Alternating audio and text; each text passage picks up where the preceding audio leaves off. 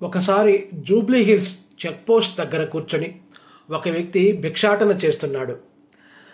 అక్కడ ఎప్పటి నుండో ఇదే వృత్తిలో ఉన్న మరొక వ్యక్తి వచ్చి, ఇది నా అడ్డ, ఇక్కడి నుండి వెళ్ళిపో అంటూ అతడిపై దాడి చేశాడు. ఇదంతా దూరంగా షూట్ చేస్తున్న సినిమా బృందం వచ్చి దాడికి పాల్పడిన వ్యక్తికి సర్ది చెప్పారు. అతను నిజంగా యాచకుడు కాదని, చందమామ కథలు సినిమాలో ఆ పాత్ర పోషిస్తున్నాడని అసలు విషయం చెప్పారు. వేషధారణలో, అభినయంలో, వాచకంలో అచ్చం యాచకుడిలా పాత్రలో పరకాయ ప్రవేశం చేసి ఆ పాత్రకు జీవం పోసిన ఆ విశిష్ట నటుడు వైఎస్ కృష్ణేశ్వరరావు.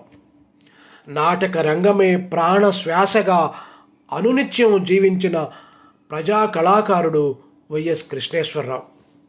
నాటక రచయితగా, దర్శకుడిగా, నటుడిగా, సినిమా సంభాషణల రచయితగా, సినిమా నటుడిగా 4 దశాబ్దాల పాటు అపురూప కళా సేవకు అంకితమైన కృష్ణేశ్వరరావు శ్వాసకోశ వ్యాధితో ఆగస్టు 11 నాడు గుంటూరులో మరణించాడు.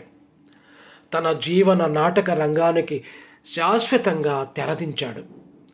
సంప్రదాయ బ్రాహ్మణ కుటుంబ నేపథ్యంలో నుండి వచ్చిన కృష్ణేశ్వరరావు ప్రజా పోరాటాల ప్రభావంతో, సమకాలీన స్పృహతో, సామాజిక చైతన్యంతో నాటకాలను, నాటికలను రచించాడు. విప్లవ స్త్రీవాద దళితోద్యమాల మౌలిక ఆశయాలను తన నాటికల ద్వారా చాటి చెప్పాడు కృష్ణేశ్వరరావు.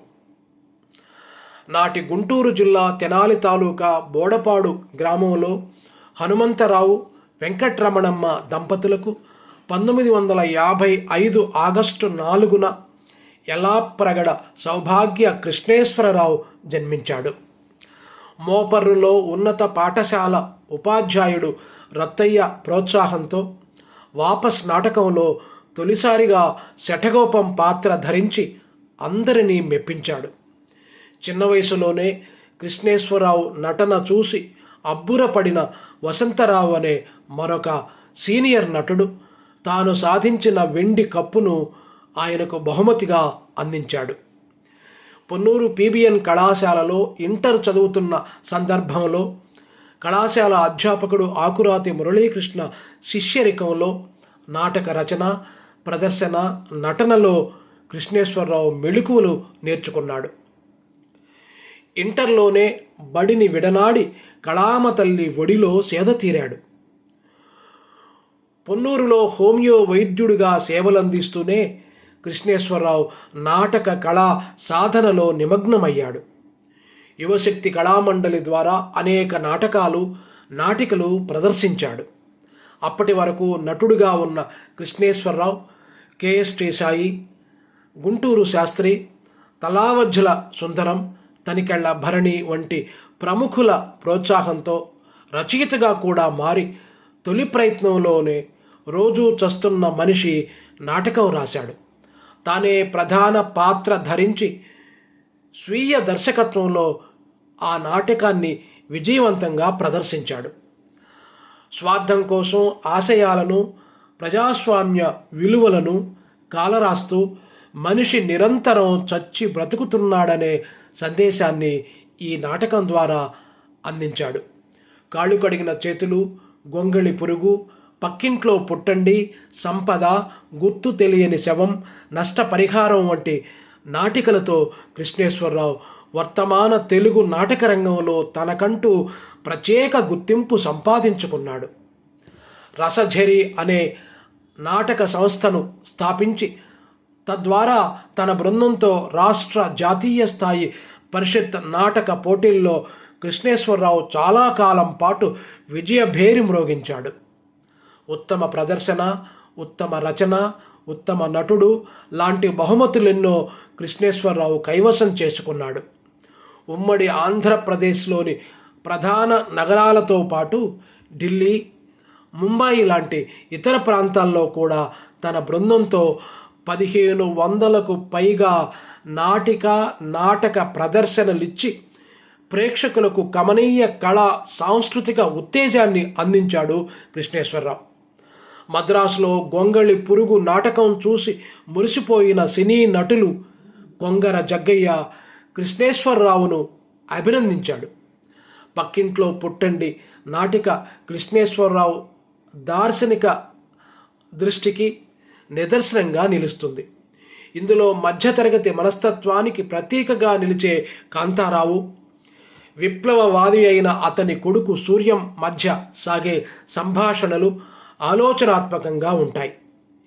ఈ సమాజం బాగుపడాలంటే భగత్ సింగ్, అల్లూరి సీతారామరాజు, వెంపటాపు సత్యం, ఆదిభట్ల కైలాసం వీళ్ళందరూ పుట్టాలి, ఉద్యమాలు చేయాలి, ప్రాణాలు ఇవ్వాలి, అమరులవ్వాలి అని అందరికీ బోధించే కాంతారావు తన దాకా వచ్చేసరికి మాట మార్చి వీళ్ళందరూ పక్కింట్లో పుట్టాలి అంటాడు.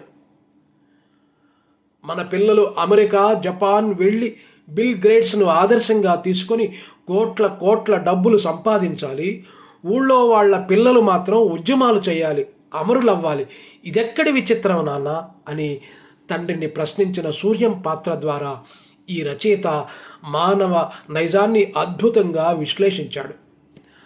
పక్కవాడి త్యాగాల మీద, ఎదుటివాడి కష్టం మీద బాగుపడాలనుకోవడం తప్పు, కష్టం మనదవ్వాలి, త్యాగం మనం చెయ్యాలి అంటూ కృష్ణేశ్వరరావు ఉదాత్తమైన సందేశం అందించాడు.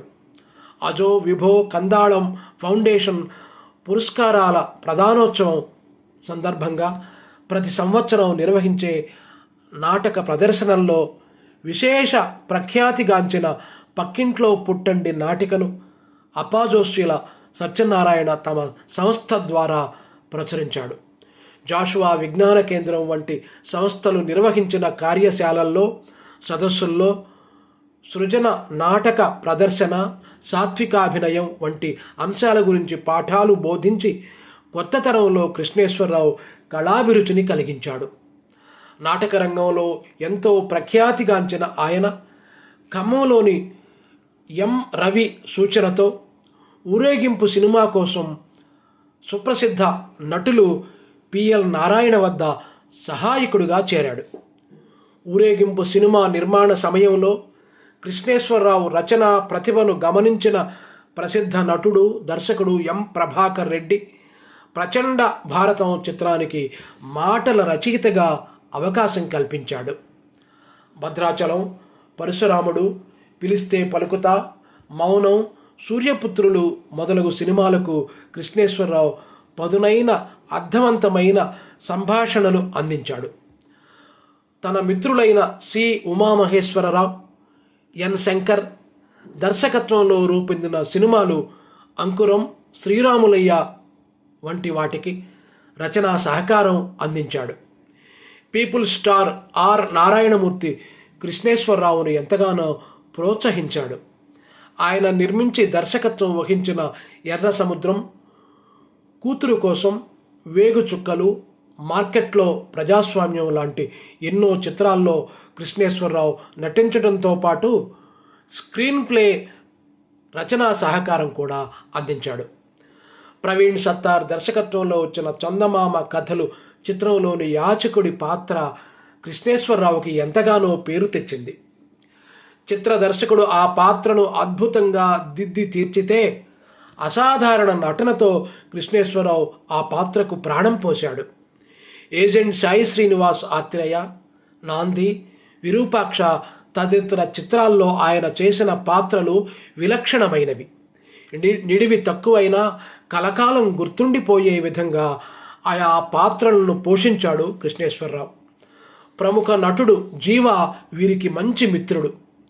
జీవా ద్వారా దర్శకుడు వంశీకి దగ్గరైన ఆయన దొంగరాముడు, గోపి, గోపిక, గోదావరి, సరదాగా కాసేపు, కొంచెం టచ్లో ఉంటే మొదలగు చిత్రాల్లో వైవిధ్యమైన పాత్రలు పోషించి వంశీ మార్క్ హాస్యాన్ని ఆయన సమర్థవంతంగా పండించాడు.